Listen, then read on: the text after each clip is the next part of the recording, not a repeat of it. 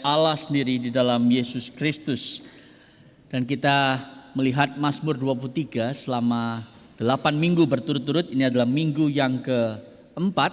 Kita sampai di pasal 23 ayat yang ketiga. Dan kita akan membaca bersama-sama ayat-ayat tersebut sekali lagi. Dan untuk menghormati firman Tuhan, mari saya ajak Anda untuk bangkit berdiri lagi. Dan kita akan membaca sambil mencoba menghafal Mazmur 23 ini. Mari kita membacanya bersama-sama. Firman Tuhan demikian. Tuhan adalah gembalaku, takkan kekurangan aku. Ia membaringkan aku di padang yang berumput hijau. Ia membimbing aku ke air yang tenang. Ia menyegarkan jiwaku. Ia menuntunku di jalan yang benar oleh karena namanya. Sekalipun aku berjalan dalam lembah kekelaman, aku tidak takut bahaya, sebab Engkau besertaku. Gadamu dan tongkatmu, itulah yang menghibur aku. Engkau menyediakan hidangan bagiku di hadapan lawanku. Engkau mengurapi kepalaku dengan minyak, pialaku penuh melimpah.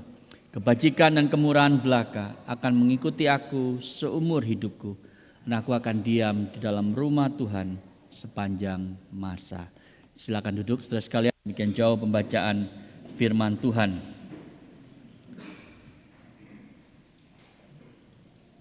Dia menuntunku di jalan yang benar. Pertanyaan saya adalah, apa yang terjadi kalau kita menolak tuntunan tangannya itu? Bagaimana kalau kita menaruh percaya kita pada satu hal yang di luar Tuhan? Kekayaan misalnya. Bagaimana kalau kita tidak mempedulikan Tuhan karena kita lebih takut apakah cukup nanti di masa depan daripada percaya akan pemeliharaannya.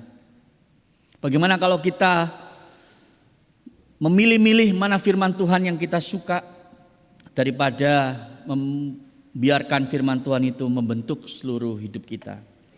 Saudara, ada seorang yang bernama David, kita anggap namanya David, saudara. Orang yang selalu punya banyak rencana, bertahun-tahun dia menaiki tangga karir dengan sebuah presisi, selalu berpikir ke depan, bekerja keras dengan penuh integritas dan selalu tahu keputusan finansial yang dia harus ambil dalam setiap kesempatan. Baginya saudara, kesuksesan bukan sekedar kemajuan karir, tapi masalah keamanan finansial, financial security.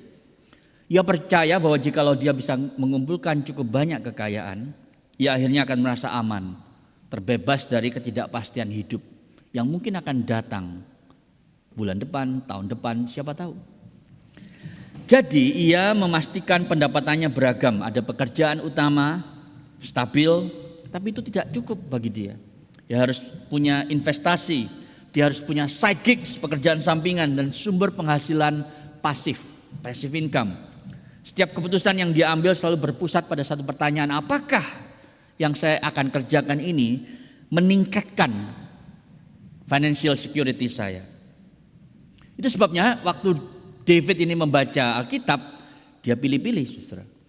Dia menyukai Amsal 21 ayat 5 yang bunyinya begini, rancangan orang rajin semata-mata mendatangkan kelimpahan. Itu motonya, dia tempel di atas komputernya di tempat kerja. Tapi ia mengabaikan misalnya Matius pasal yang ke-6. Ayat 19-20, jangan kamu mengumpulkan harta di dunia ini, tapi kumpulkanlah bagimu harta di surga. Karena bagi David, ayat itu berlaku bagi orang yang tidak paham bagaimana dunia ini bekerja. Orang yang naif. Ia memberi persembahan untuk gereja, untuk pekerjaan Tuhan, tapi jauh di bawah 10% dari pendapatannya. Kenapa? Karena ia melihatnya sebagai beban, bukan sebagai bagian dari ibadahnya. Dia selalu bilang kepada hatinya sendiri, oh Tuhan pasti ngerti, dia maklum. Karena dia ingin aku bertanggung jawab untuk uangku. Ia meyakinkan dirinya bahwa setelah mencapai jumlah kekayaan tertentu, ia akan mulai memberi lebih teratur dan lebih besar. Tapi standarnya itu terus bergeser. Bagaimana dengan pelayanan? Ia gak punya waktu, saudara, karena akhir pekan, weekend itu dia pakai untuk networking. Malamnya untuk ngurusin bisnis sampingannya. Dia memang kagum dengan orang-orang yang bisa pelayanan di gereja, tapi menurutnya itu hanya untuk orang yang tidak punya target financial. Dia bilang begini, kalau aku membangun kekayaanku sekarang, nanti kalau aku sudah sangat kaya, aku akan bisa pelayanan. Tapi nanti itu nggak pernah datang dalam hidupnya. Jadi meskipun saldo rekeningnya terus bertambah, dia tidak pernah merasa benar-benar aman. Itu masalahnya. Semakin banyak yang ia miliki, semakin besar ketakutannya, dia akan kehilangan semuanya itu. Karena ekonomi yang berubah, pasar naik turun, tekanan finansial dan seterusnya. Berapapun yang ia hasilkan rasanya nggak pernah cukup. Sampai satu hari ia dipaksa untuk bertanya pada dirinya sendiri, apakah aku benar-benar sedang menjamin masa depanku? Atau justru aku sedang menjauh dari Tuhan, sang pemilik dan penopang dunia? Saudara, kisah David ini bukan sebuah cerita yang langka. Banyak dari kita mungkin bisa relate dengan cerita tersebut. Waktu kita mengejar keamanan finansial, apalagi kalau Anda orang Indonesia yang migrasi ke Australia, akhirnya kita berjalan di jalan yang kelihatannya bijaksana, namun justru membawa kita semakin dalam pada kecemasan, kelelahan, dan kekosongan rohani. Itu sebabnya saya ingin mengajak Anda untuk bukan hanya memikirkan David yang modern ini, tapi juga melihat the other David, David yang lain lagi yang ada di Amsal 23. David yang berkata, dia menuntun aku di jalan yang benar oleh karena namanya. Dua hal yang kita ingin lihat saudara dalam slide berikutnya. Dua items dalam outline hari ini. Apa artinya Tuhan menuntun kita di jalan yang benar? Dan yang kedua oleh karena namanya. Mari kita lihat yang pertama dulu saudara ya. Kata jalan yang benar, path of righteousness itu mengacu kepada satu jalan, satu trail yang sudah didefinisikan dengan sangat-sangat jelas. Karena apa? Saudara, komentator mengatakan maksudnya ini di zaman dulu shepherd itu biasanya kalau sudah mau pulang udah malam ya, dia akan bawa wagonnya, cartnya itu berjalan di depan para dombanya. Sehingga waktu tanahnya itu lunak, saudara, ketika dijalani oleh roda wagon itu akan membekas di jalanan itu. Dan tracknya itu, trailnya itu jelas bisa dilihat oleh para dombanya yang tinggal ngikutin trailnya. Itu konteksnya saudara. Itu artinya di dalam real life yang terjadi di zaman itu. Nggak mungkin domba itu nggak lihat di mana trailnya, nggak mungkin.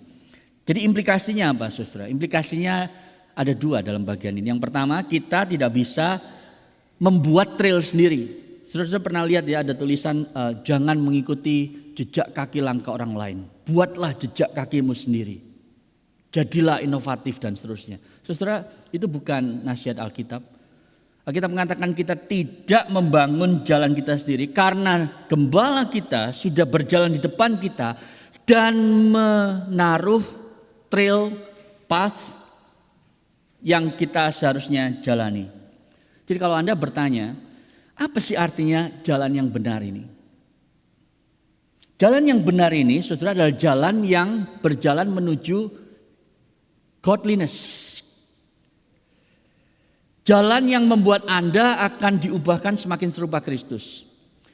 Jalan yang benar ini adalah jalan yang membawa kita kepada salib Kristus di mana dosa kita diampuni.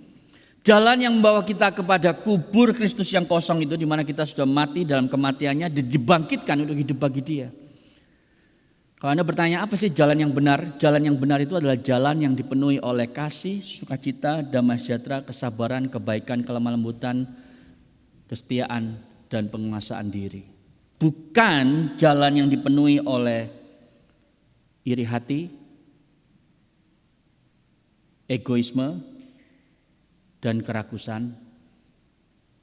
Jadi kalau Anda ingin bertanya, apakah saya hari ini berjalan di dalam jalan yang benar? Coba Anda periksa hidup Anda. Apakah Anda sehari-hari hidup dipenuhi dengan kasih, sukacita, damai sejahtera, penguasaan diri, ataukah Anda dipenuhi dengan iri hati, kekhawatiran, kemarahan, dan seterusnya. Kalau Anda berjalan di jalan yang benar ini, Anda akan menjadi orang yang semakin cinta Tuhan dan cinta orang lain, termasuk mereka yang menyebalkan. Mungkin di gereja orangnya, mungkin di tempat kerja, mungkin di rumah bahkan. Jalan yang membuat Anda semakin berani untuk menyangkal diri, memikul salib dan mengikuti Yesus.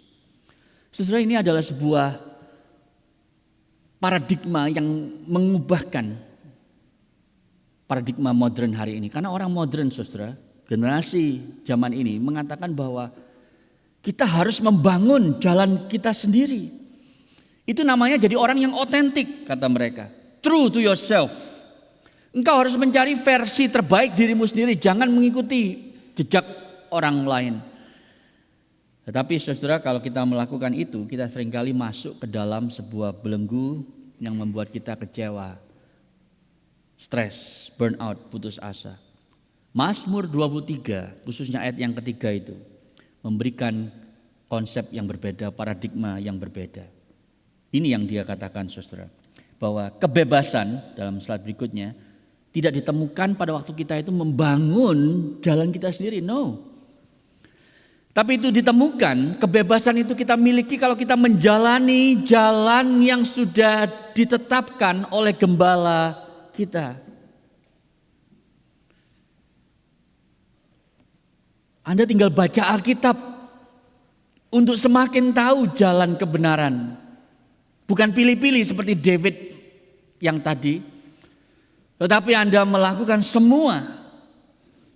Tadi kita menyanyikan waktu kita lihat lagu It Is Well With My Soul itu.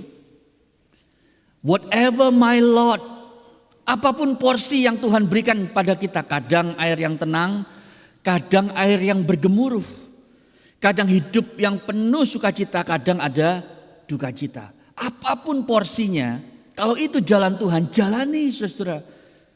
Karena hanya itu yang membuat Anda bisa berkata, it is well with my soul. Tanpa itu, kalaupun Anda sedang berada di atas sukacita, saudara tidak akan penuh dengan kedamaian. Anda tidak akan berkata it is well with my soul.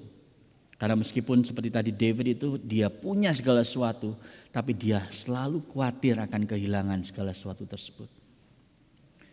Implikasi yang kedua, saudara, kalau gembala itu sudah menaruh jejak kaki itu sehingga kita bisa ikuti, saudara, itu menunjukkan apa? Betapa kita itu adalah kawanan domba yang sangat-sangat bodoh.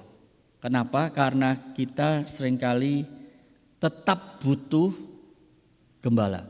Jadi domba itu meskipun sudah tahu ada jalanan yang harus dia ikuti, dia tetap perlu gembala, saudara. Kenapa? Karena suka ke kanan dan ke kiri.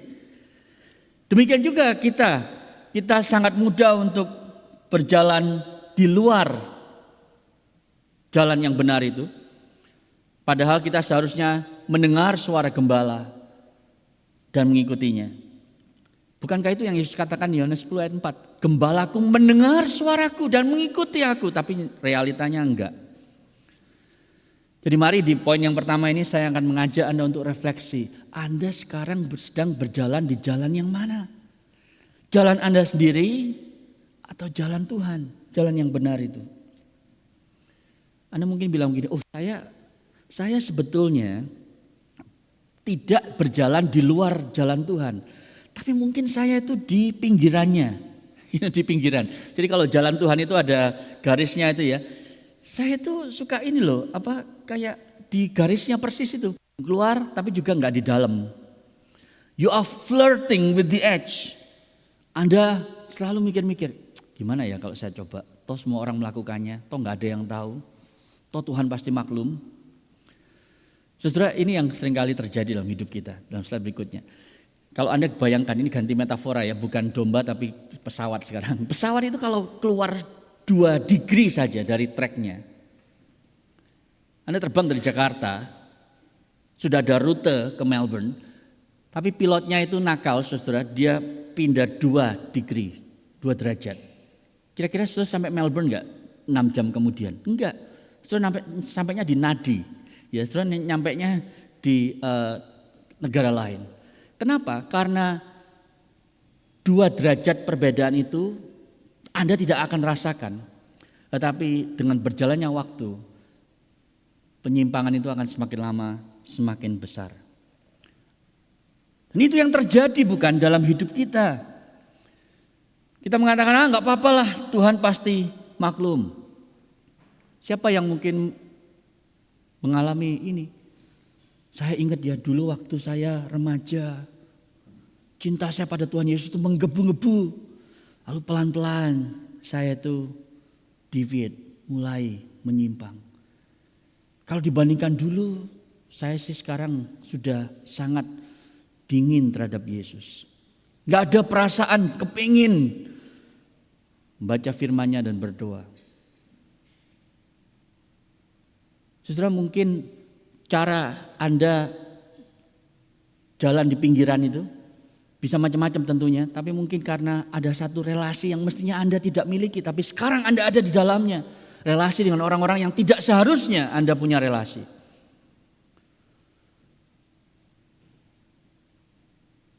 Mungkin relasi dengan orang yang mestinya Anda sudah menikah tapi dia bukan pasangan Anda. Mungkin relasi dengan orang di tempat kerja yang membuat Anda harus berkompromi dengan dosa. Atau mungkin saudara bukan tentang relasi tapi tentang apa yang Anda konsumsi setiap hari. Apa yang Anda lihat, apa yang Anda izinkan untuk menguasai pikiran Anda. Saya mau share tentang mazmur media sosial. Ya, yang kemarin saya coba tulis. Media sosial adalah gembalaku, takkan kekurangan aku. Amin. Enggak berani pasti ngomong amin.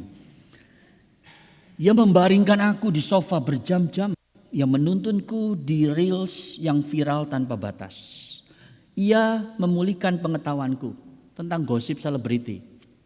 Jadi Anda tahu si A sudah cerai sama siapa dan kawin lagi sama siapa. Sampai bulan depan.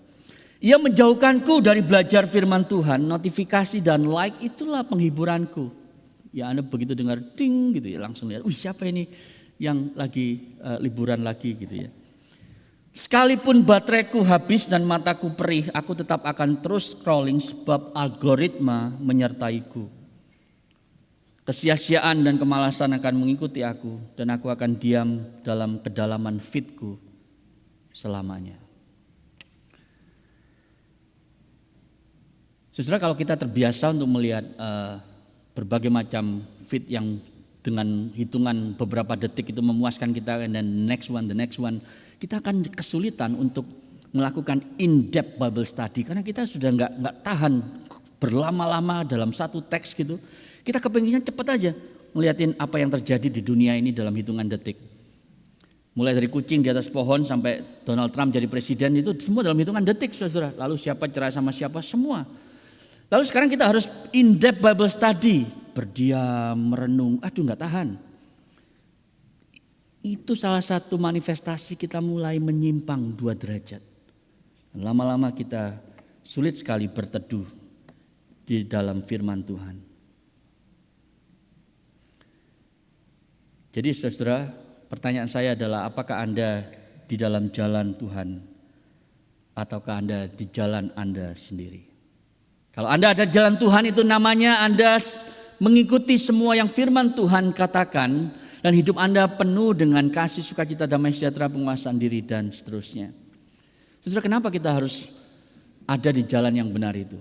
Poin yang kedua, for his name's sake, oleh karena namanya.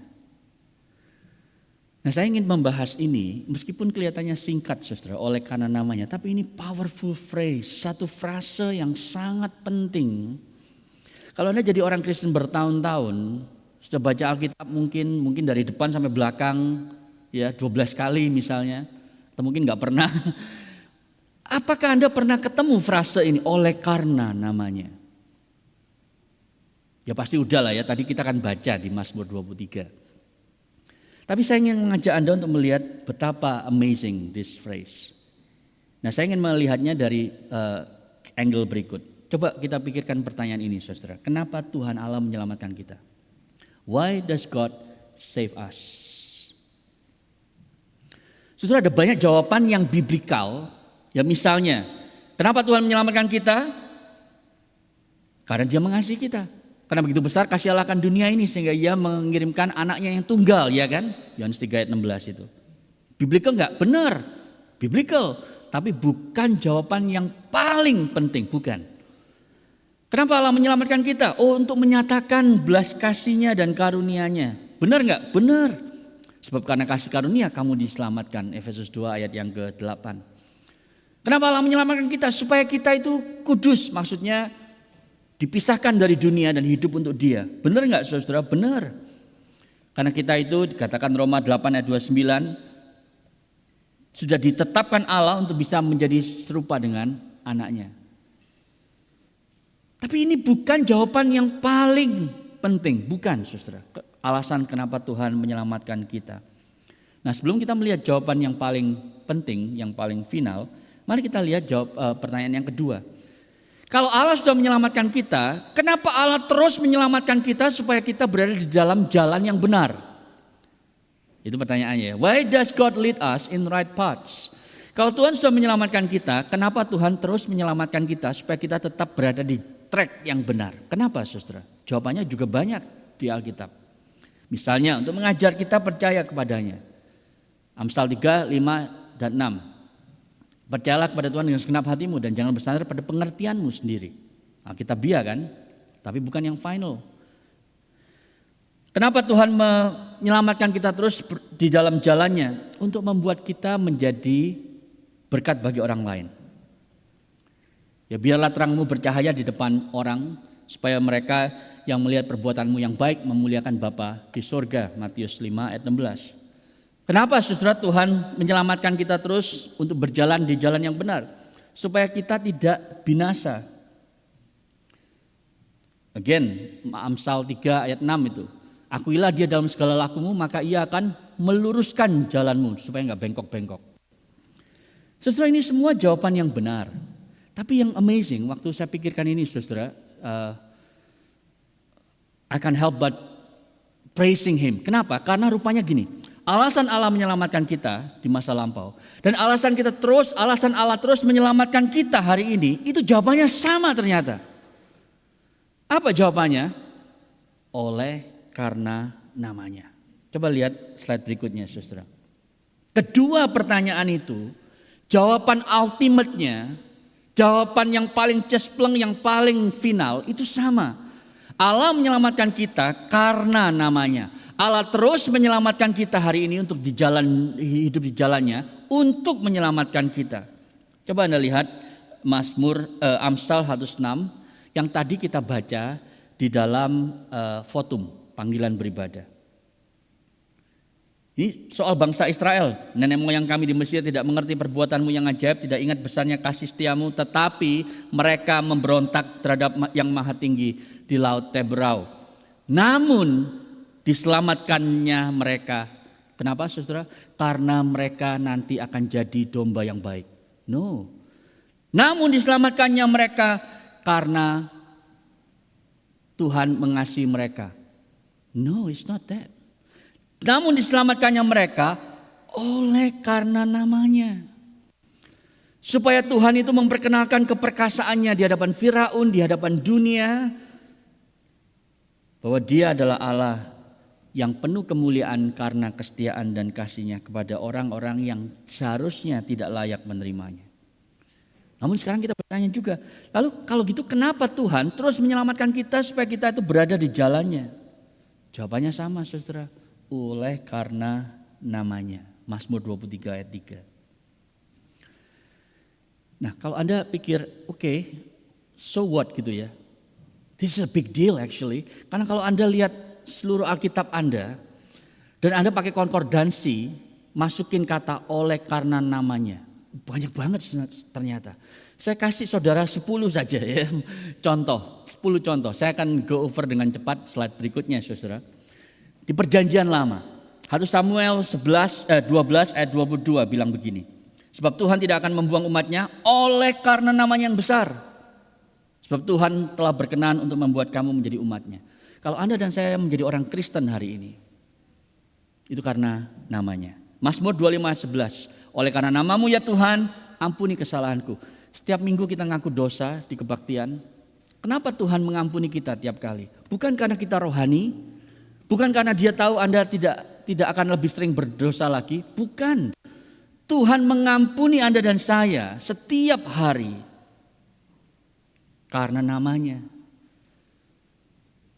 Dia setia, Dia adil, dan setiap kali kita bertobat, Dia akan mengampuni karena namanya. Yeremia 14 ayat 7, sekalipun kesalahan-kesalahan kami bersaksi melawan kami, bertindaklah membela kami ya Tuhan, oleh karena namamu.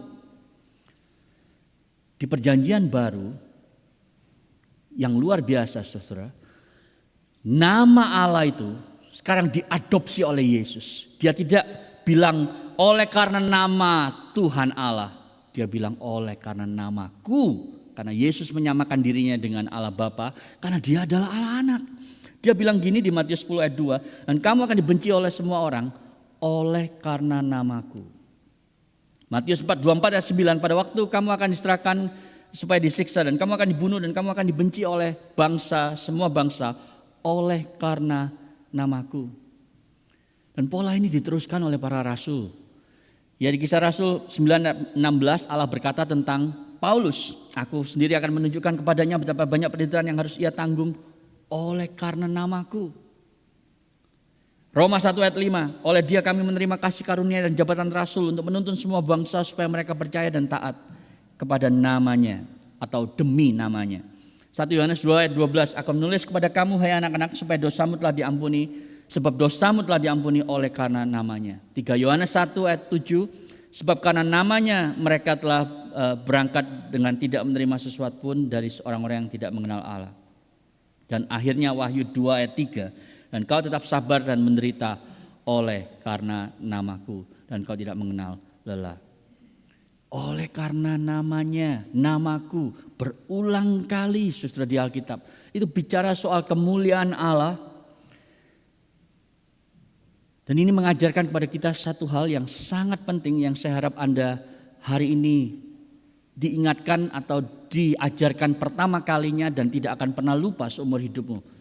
Yaitu kebenaran berikut. God's name, God's glory is bound with our walk in His path. Saudara, ini satu kebenaran yang dahsyat sekali. Rupa-rupanya gini saudara.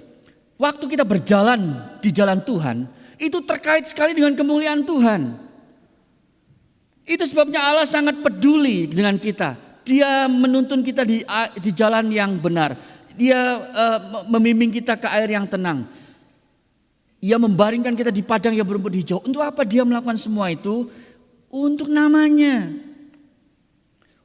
Bukan untuk kebaikan kita, bukan supaya kita lebih menyenangkan Dia, bukan karena supaya kita bahagia. Ya, itu semua memang benar.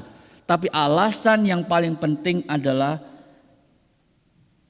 kehormatan Allah, reputasi Allah itu terkait erat dengan apakah umatnya tetap berada di jalannya atau hidup seperti orang yang tidak percaya. Apapun yang Allah lakukan, mari kita yakin satu hal. Dia tidak pernah akan melakukan segala sesuatu yang akan mengkompromikan nama Dia. Enggak pernah, saudara. Tapi juga jangan lupa kalimat yang Anda lihat di sana. Waktu Allah memimpin kita di jalan yang benar itu oleh karena namanya, itu bukan karena Dia ingin menggunakan kita untuk agenda Dia, tetapi itu satu pernyataan bahwa Dia itu komit total kepada Anda dan saya. Karena itu terkait dengan kemuliaannya. Kalau Anda jadi orang tua, Anda mungkin paham sedikit akan hal ini. Karena Anda suka bilang gini, jadi anak jangan begitu, nanti mama malu, nanti papa kehilangan muka. Betul kan? Anda suka bilang begitu ya kepada anak.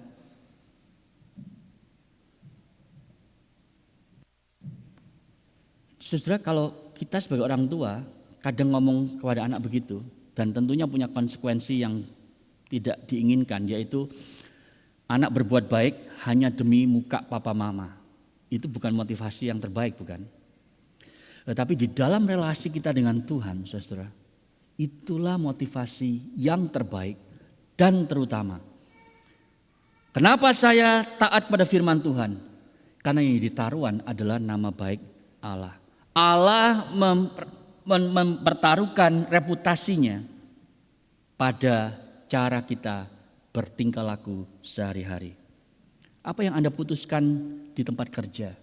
Bagaimana Anda berinteraksi bisnis? Apakah seperti David yang tadi saya ceritakan? Terus mengejar duit, bukan mengejar Tuhan.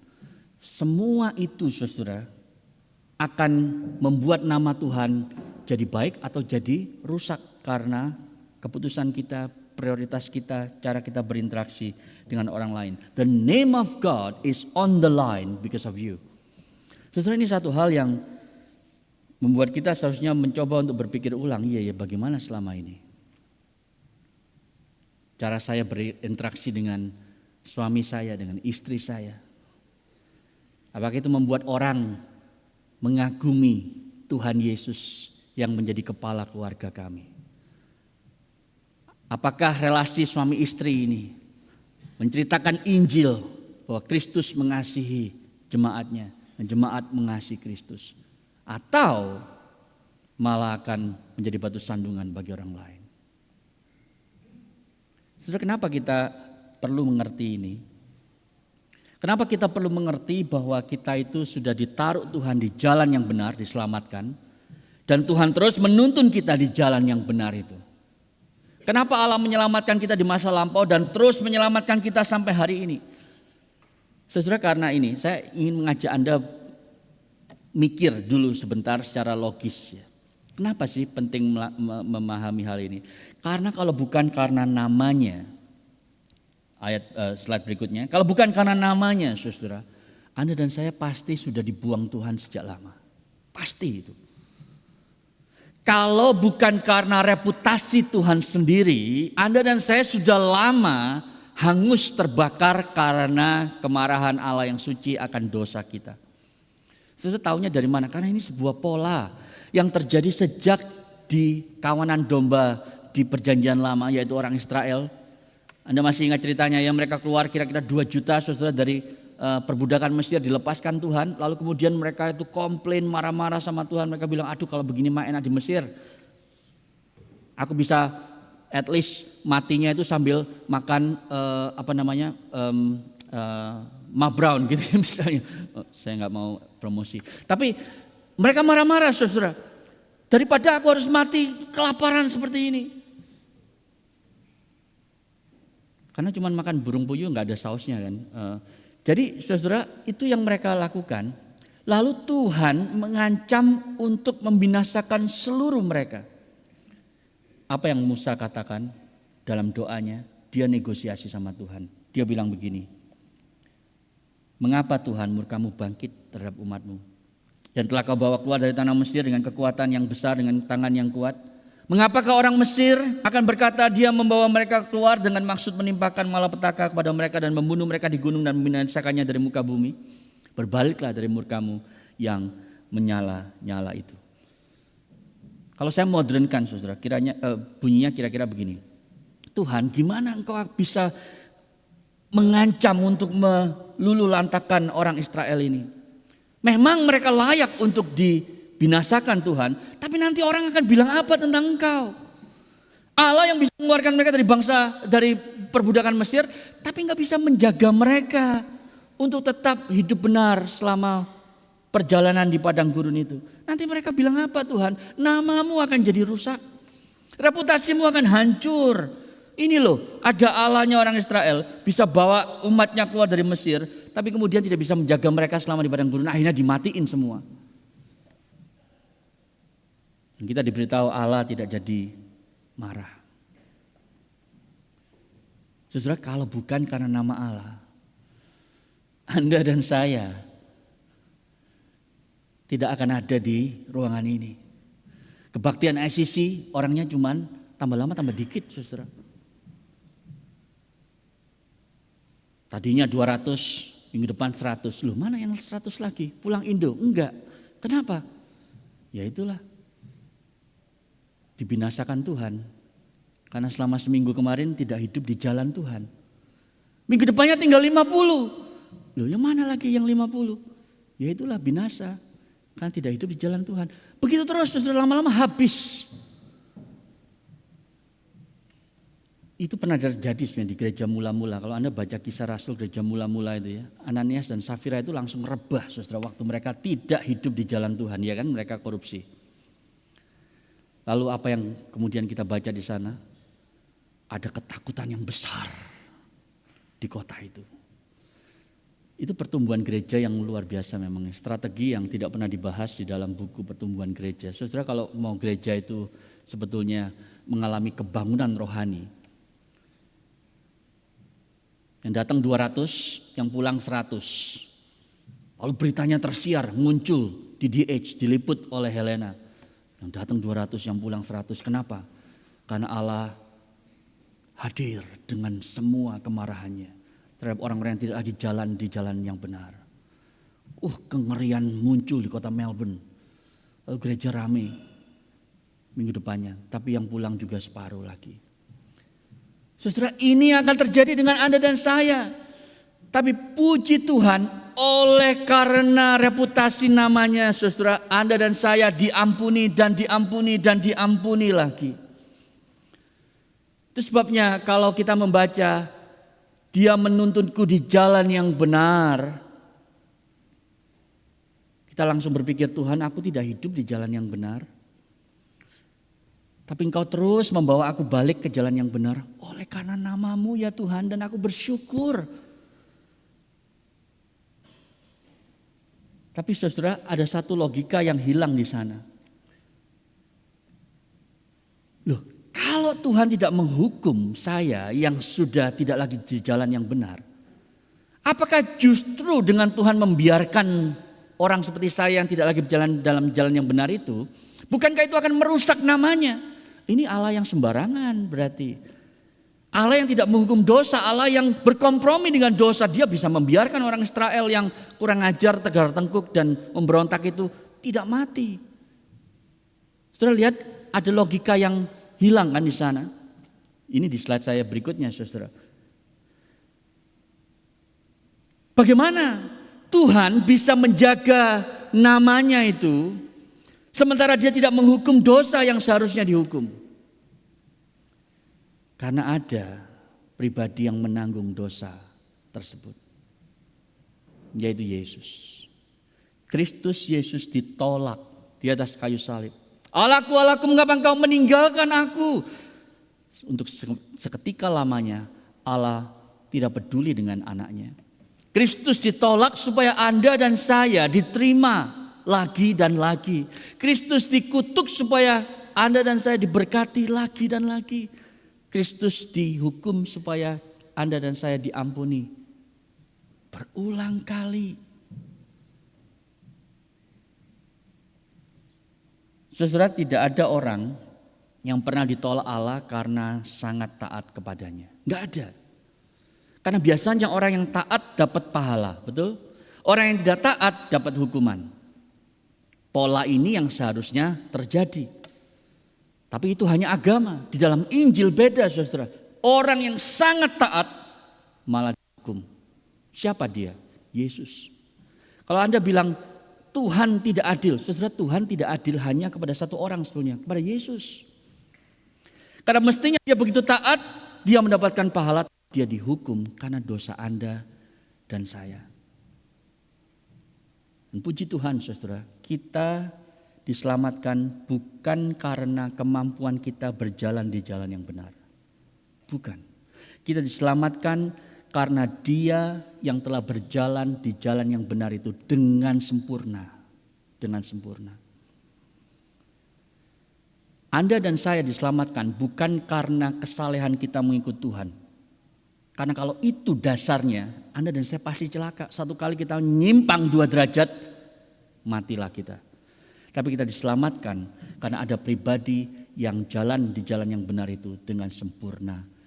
Dan tapi dia mati bagi kita. Menanggung hukuman dosa, bukan dosanya tapi dosa Anda dan saya.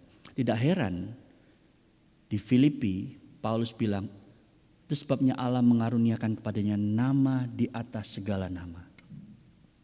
Supaya di dalam nama Yesus bertekuk lutut segala yang ada di langit dan yang ada di atas bumi dan yang ada di bawah bumi, dan segala lidah mengaku Yesus Kristus adalah Tuhan bagi kemuliaan Allah Bapa.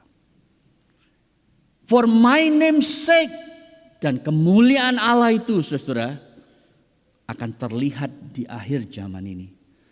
Pada waktu semua lutut, siap atau enggak siap, akan bertelut. Semua lidah, mau atau enggak mau, akan mengaku dialah memang nama di atas segala nama. Yesus adalah Tuhan. Hari ini saudara, maukah Anda kembali kepadanya? Mungkin Anda sudah menyimpang sedikit. Anda sedang berada di pinggiran. Tapi Tuhan menarik Anda kembali. Karena namanya jadi taruhan. Reputasinya dia jaga betul. Dan itu yang menjadikan kita yakin di dalam dia. Bahwa dia tidak akan pernah mencampakkan kita. Dia ingin Anda kembali. Dia ingin Anda hidup untuk kemuliaan nama yang besar itu. Mau? Mari kita tunduk kepala, kita berdoa.